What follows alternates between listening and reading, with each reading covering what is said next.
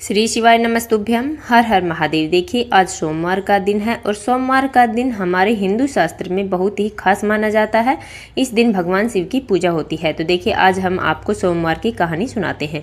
एक साहूकार था जो भगवान शिव का अनन्य भक्त था। उसके पास धन धान की किसी भी चीज़ की कमी नहीं थी, लेकिन उसके कोई संतान नहीं थी और वह इसी कामना को लेकर रोज शिव जी के मंदिर जाता, दीपक जलाता था। उसके इस भक्ति भाव को देखकर एक दिन माता पार्वती ने शिवजी से कहा कि प्रभु, यह साहूकार आपका अनन्य भक्त है, उसको किसी बात का कष्ट है तो आपको उसे अवश्य दूर करना चाहिए। शिवजी बोले कि हे पार्वती, यह इस साहूकार के पास पुत्र नहीं है, यह इसी के से दुखी रहता है। माता पार्वती कहती है कि ईश्वर कृपा करे, इसे पुत्र का वरदान दे दीजिए। तब भोलेनाथ ने कहा कि हे पार्वती, साहूकार के भाग में पुत्र का योग नहीं है। ऐसे में अगर इसे पुत्र प्राप्ति का वरदान मिल गया तो वह केवल 12 वर्ष की आयु तक ही जीवित रहेगा। वह सुनने के बाद भी माता पार्वती ने कहा कि हे प्रभु, आपको इस साहूकार को पुत्र का वर देना चाहिए, अन्यथा भक्त क्यों आपकी सेवा पूजा करेंगे। माता के बार बार कहने से भोलेनाथ ने साहूकार को पुत्र का वरदान दिया, लेकिन वह भी कहा कि यह केवल 12 वर्ष तक ही जीवित रहेगा। साहूकार यह सारी बातें सुन रहा था, इसलिए उसे न तो खुशी हुई और न ही दुख हुआ। वह पहले ही एक भोलेनाथ की अर्चना करने लगा। उधर सेठानी गर्भवती हुई और 9वें महीने उसे सुंदर से बालक की प्राप्ति हुई। परिवार में खूब हर्षोल्लास मनाया गया, लेकिन साहूकार पहले से ही इस तरह था और उसे बालक की 12 वर्ष की आयु का जिक्र किसी से भी नहीं किया।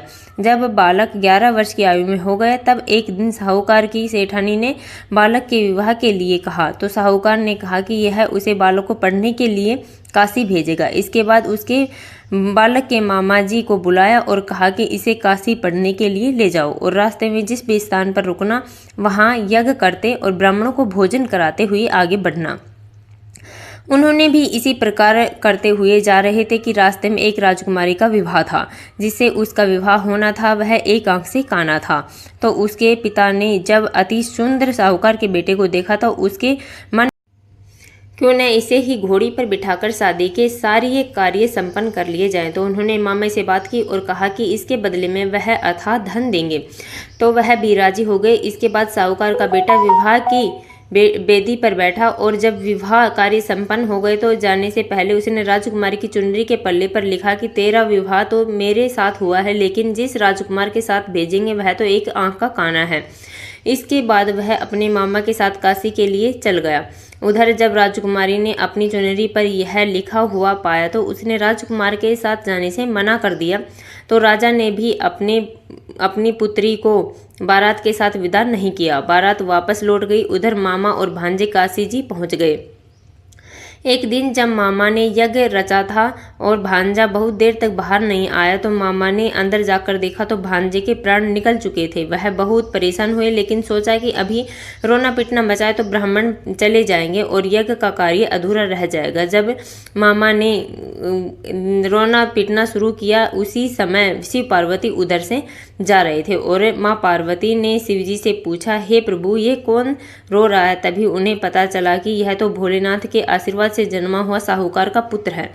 तब माता पार्वती कहती है कि हे स्वामी, इसे जीवित कर दो, अन्यथा रोते रोते इसके माता पिता के प्राण निकल जाएंगे। तब भोलेनाथ ने कहा कि हे पार्वती, इसकी आयु इतनी ही थी, सो वह भोग चुका। लेकिन माँ के बार बार आग्रह करने पर भोलेनाथ ने उसे जीवित कर दिया। लड़का ओम नमः शिवाय करते हुए उठा और मामा भांजे दोनों ने ईश्वर को धन्यवाद दिया और अपनी नगरी की ओर लौटे। रास्ते में वही नगर पड़ा और राजकुमारी ने उन्हें पहचान लिया। तब राजा ने राजकुमारी को साहूकार के बेटे के साथ बहुत सारे धन धान्य के साथ विदा किया। उधर साहूकार और उसकी पत्नी छत पर बैठे थे। उन्होंने यह प्रण कर रखा था कि यदि उनका पुत्र वापस न लौटा तो वह छत से कूदकर अपने प्राण दे देंगे।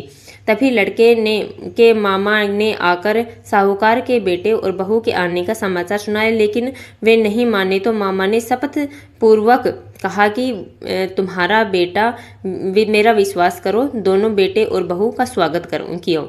उसी रात साहूकार को स्वप्न में शिवजी ने दर्शन दिया और कहा कि तुम्हारे पूजन से मैं प्रसन्न हुआ। इसी प्रकार जो व्यक्ति इस कथा को पढ़ेगा या सुनेगा, उसके समस्त कष्ट दूर होंगे और मनवांछित सभी मनोकामनाओं की पूर्ति होगी। बोलो भोले शंकर नाथ की जय।